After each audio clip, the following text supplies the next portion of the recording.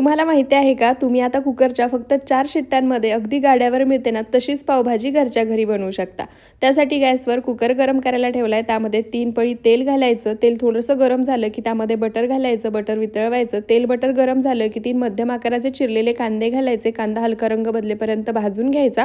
2 चिरलेले tomato घालायचे. थोडंसं मीठ टाकायचं. टोमॅटो हलका मऊसूद होईपर्यंत भाजायचा. 1 चमचा आलं लसणाची पेस्ट टाकायची. ती सुद्धा कच्चेपणा जाईपर्यंत भाजून घ्यायची.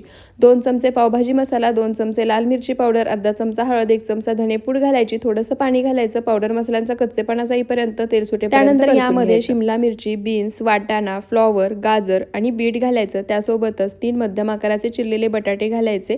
सर्व भाज्या एकसारख्या मिक्स करून 2 मिनिटं परतून घ्यायच्या. त्यानंतर 1.5 ग्लास पाणी घालायचं. थोडंसं बटर घालायचं.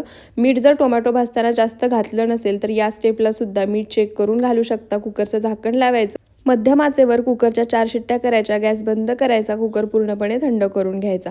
त्यानंतर झाकण काढायचं. भाज्या मॅश करून घ्यायच्या. पुन्हा गॅस चालू करून कुकर गॅसवर ठेवायचा आणि थोडंसं बटर घालायचं. पुन्हा एक उकळी काढायची. उकळी आली की भाज्या पुन्हा मॅश करायच्या. अर्धा लिंबाचा रस यामध्ये घालायचा. मिक्स करून आता ही भाजी 6 ते 7 मिनिटं मीडियम टू लो फ्लेमवरती शिजवून घ्यायची.